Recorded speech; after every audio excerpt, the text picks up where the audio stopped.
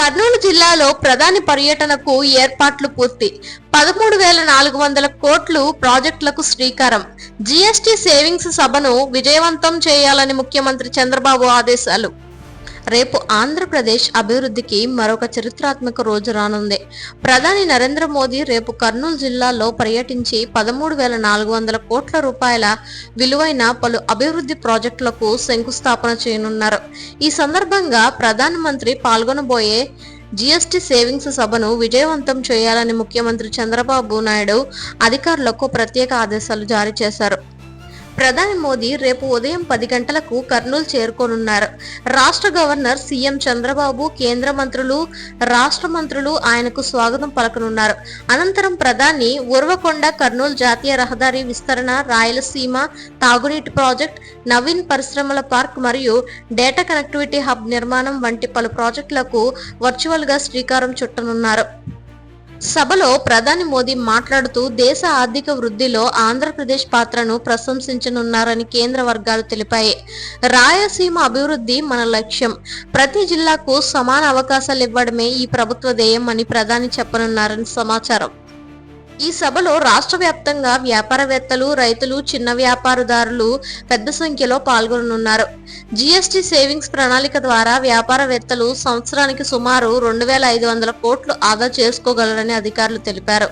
ముఖ్యమంత్రి చంద్రబాబు మంగళవారం రాత్రి ఉన్నతాధికారులతో సమీక్ష నిర్వహించారు. అందులో ఆయన మాట్లాడుతూ ప్రధాని పర్యటనకు చరిత్రాత్మక ప్రాముఖ్యత ఉంది. అన్ని విభాగాలు సమన్వయంతో పనిచేయాలి. జీఎస్టీ సభను విజయవంతం చేయండి. ప్రజలకు అభివృద్ధి సందేశం చేరాలని సూచించారు. కర్నూలు నగరం మొత్తం పండుగ వాతావరణంలో మునిగిపోయింది. రహదారులు శుభ్రపరిచి రంగురంగుల బెలూన్లు, జెండాలను అలంకరించారు. భద్రతా దళాలు భారీ బందోబస్తు ఏర్పాటు చేశాయి.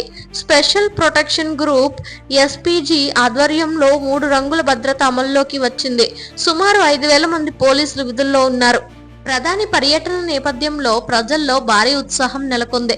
కర్నూలు, నంద్యాల, ఎమ్మిగనూరు, అదోని ప్రాంతాల నుంచి ప్రజలు సభకు తరలి వస్తున్నారు. ప్రధాని ప్రసంగాన్ని వినేందుకు వేలాది మంది ఎదురు చూస్తున్నారు. రాజకీయ విశ్లేషకులు చెబుతున్నారు, రాయలసీమ అభివృద్ధికి కేంద్రం మరియు రాష్ట్రం కలిసి పనిచేస్తున్నాయనే సంకేతం ఇది. ఈ ప్రాజెక్టులు అమల్లోకి వస్తే వేలాది ఉద్యోగాలు సృష్టించబడతాయని పేర్కొన్నారు. రేపటి ప్రధానమంత్రి పర్యటనతో రాయలసీమ అభివృద్ధికి కొత్త దశ మొదలవుతుందని అధికారులు విశ్వసిస్తున్నారు. సీఎం చంద్రబాబు, ప్రధాని మోదీ కలయికతో ఆంధ్రప్రదేశ్ అభివృద్ధి పదం వేగం అందుకుంటుందని నిపుణుల అభిప్రాయం.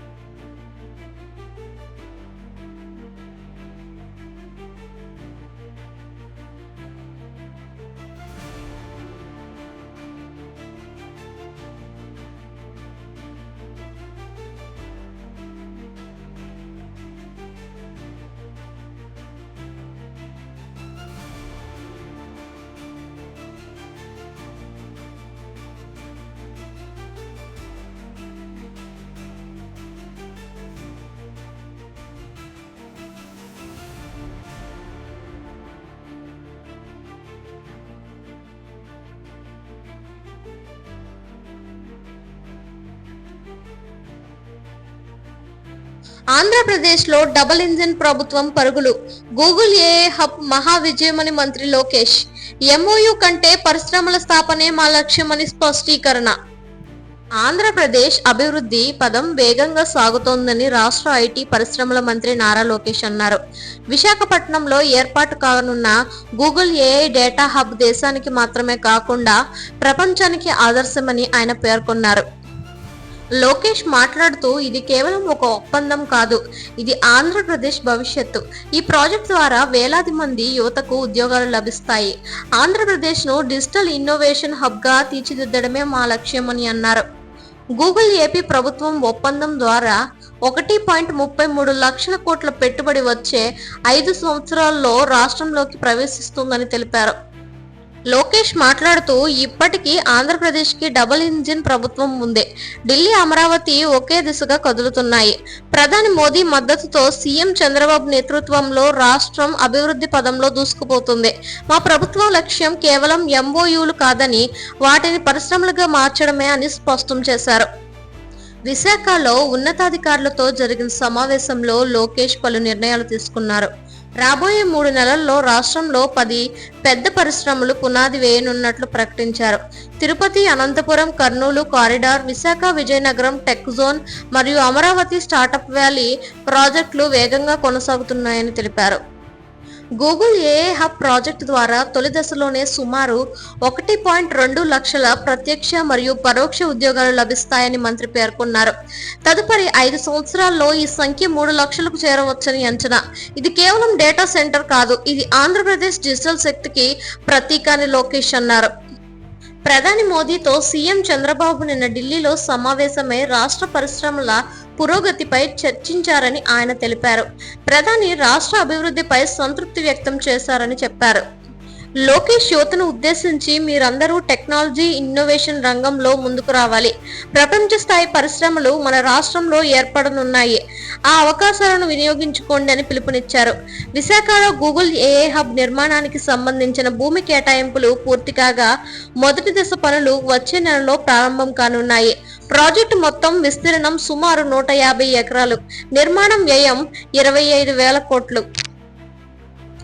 పరిశ్రమల నిపుణులు చెబుతున్నారు, ఈ ప్రాజెక్ట్ ద్వారా ఆంధ్రప్రదేశ్ ఐటీ రంగం కొత్త దశలోకి అడుగు పెడుతోంది. దీనివల్ల దక్షిణ భారతదేశం మొత్తానికి డిజిటల్ వృద్ధి ప్రేరణ లభిస్తుందని విశ్లేషకులు వ్యాఖ్యానించారు. ఆంధ్రప్రదేశ్లో అభివృద్ధి పదం వేగం అందుకుంటుందని మంత్రి లోకేష్ ధీమా వ్యక్తం చేశారు. ఇది మొదలు భవిష్యత్తుకు పునాది.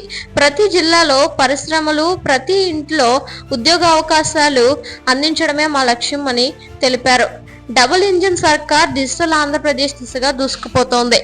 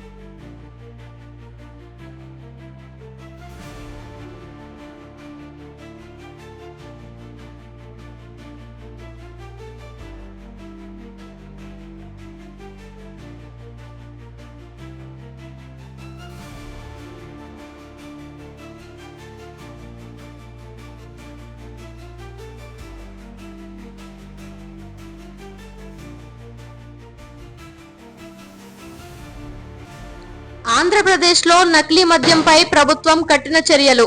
ప్రతి బాటిల్ యాప్లో స్కాన్ చేసి మాత్రమే విక్రయించాలి. నిబంధనలు అమలు కావాలి.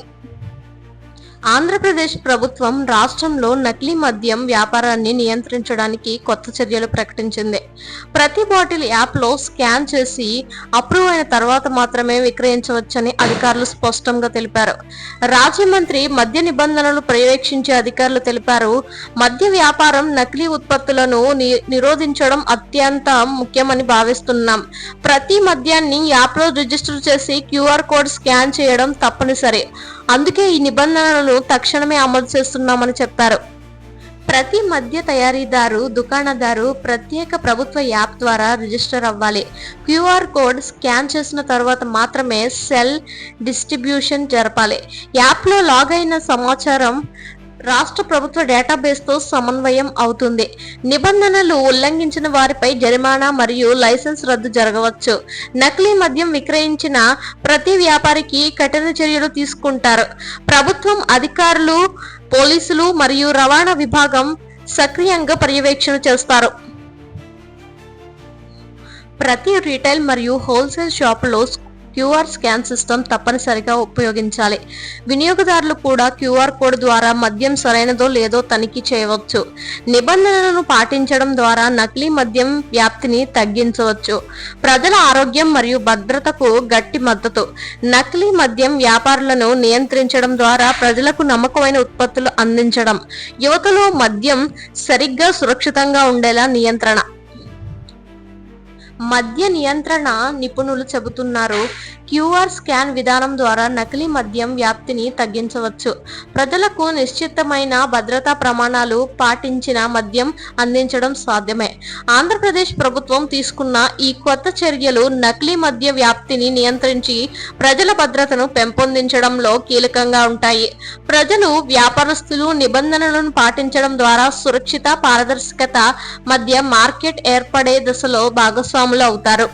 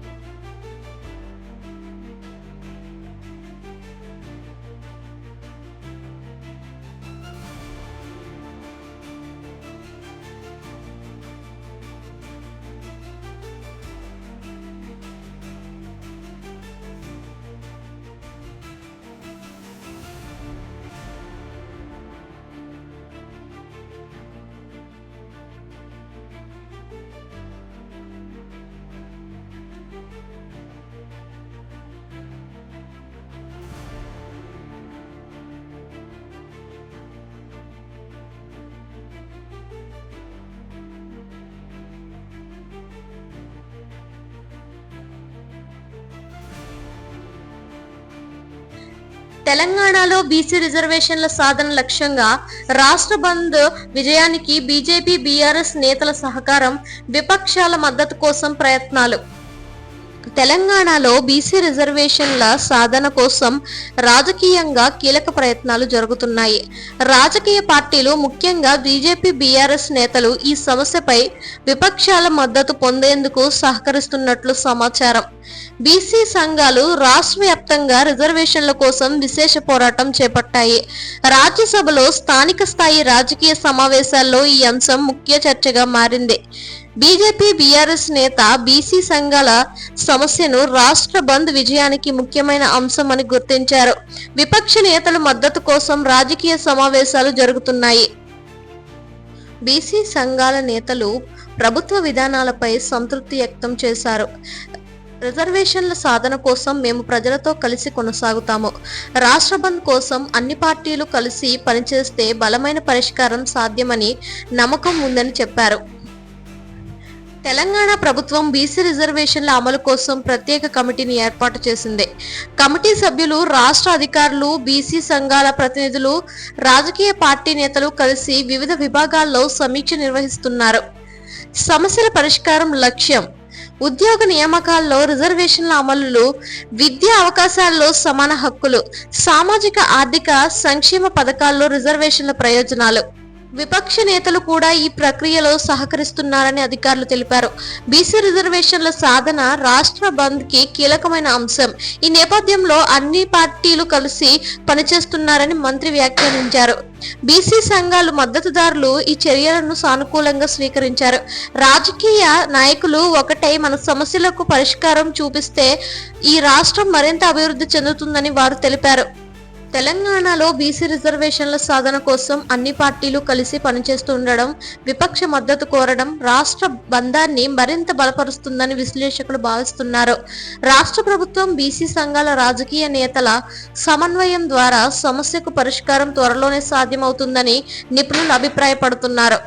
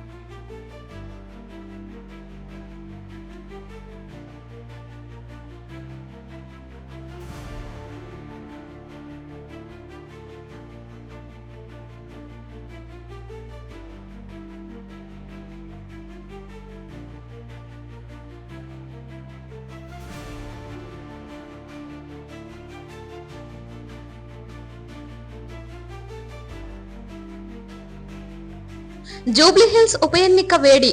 అధికార ప్రతిపక్ష విమర్శల నడుమ బీఆర్ఎస్ అభ్యర్థి సునీత నామినేషన్ దాఖలు. జూబ్లీహిల్స్ ఉప ఎన్నికల హడావిడి రోజురోజుకి పెరుగుతోంది. ప్రచారం ఉత్సాహంగా సాగుతున్న నేపథ్యంలో అధికార ప్రతిపక్ష పార్టీలు పరస్పర తీవ్ర విమర్శలు చేసుకుంటున్నాయి. ఈ రాజకీయ వేడిలో బీఆర్ఎస్ అభ్యర్థి సునీత నేడు తన నామినేషన్ పత్రాలను అధికారికంగా దాఖలు చేశారు. జూబ్లీహిల్స్ రిటర్నింగ్ ఆఫీసర్ కార్యాలయంలో సునీత పత్రాలు సమర్పించారు. ఆమెతో పాటు పార్టీ సీనియర్ నేతలు, కార్యకర్తలు పెద్ద సంఖ్యలో పాల్గొన్నారు. నామినేషన్ అనంతరం సునీత మాట్లాడుతూ ప్రజల ఆశీర్వాదం మాతోనే ఉంది, అభివృద్ధి సంక్షేమమే మా లక్ష్యం అని తెలిపారు. అధికార పార్టీ కాంగ్రెస్ నేతలు ప్రతి కాలనీలో ప్రజా సభలు నిర్వహిస్తున్నారు. మరోవైపు బీఆర్ఎస్, బీజేపీ నాయకులు తమ అభ్యర్థులకు మద్దతు ఇవ్వాలని తీవ్రంగా ప్రచారం చేస్తున్నారు. ప్రతిపక్ష నేతలు ప్రభుత్వ వైఫల్యాలను ఎత్తుచూపుతూ ఎన్నికల్లో గెలవాలని వ్యూహాలను సిద్ధం చేస్తున్నారు. బీఆర్ఎస్ నేతలు కాంగ్రెస్ పై తీవ్ర వ్యాఖ్యలు చేస్తూ ప్రజల సమస్యలను పక్కన పెట్టి రాజులో పాల్గొంటున్నారు. స్థానిక సమస్యలు, అభివృద్ధి పనులు, రహదారులు, భద్రతా అంశాలపై ప్రజలు తమ అభిప్రాయాలను వ్యక్తం చేస్తున్నారు. భద్రతా ఏర్పాట్లు కఠినంగా ఉండనున్నాయి. ప్రతి పోలింగ్ సెంటర్ లో సీసీ కెమెరా, పోలీస్ పహారా ఏర్పాటు చేయబడనుంది. న్యాయపరమైన ఎన్నికల కోసం వీక్షక బృందాలు నియమించబడతాయి. ఈ ఉప ఎన్నిక రాజకీయంగా ప్రాధాన్యమైందని విశ్లేషకులు చెబుతున్నారు. జూబ్లీహిల్స్ ఫలితాలు భవిష్యత్ రాజకీయ సమీకరణలకు సూచిక అవుతాయి అని నిపుణులు అభిప్రాయపడ్డారు. ప్రతి పార్టీ ఎన్నికను ప్రతిష్టాత్మకంగా తీసుకుంటోంది. జూబ్లీహిల్స్ ఉప ఎన్నికలు ఉత్సాహంగా రాజకీయ ఉత్కంఠ నడుమ సాగుతున్నాయి. బీఆర్ఎస్ అభ్యర్థి సునీత నామినేషన్ దాఖలుతో పోటీ మరింత హాట్ అయింది. ప్రచారం ముమ్మరంగా సాగుతున్న ఈ ఎన్నికల్లో ప్రజల తీర్పు ఏ వైపు ఉంటుందో అన్నది ఆసక్తికరంగా మారింది.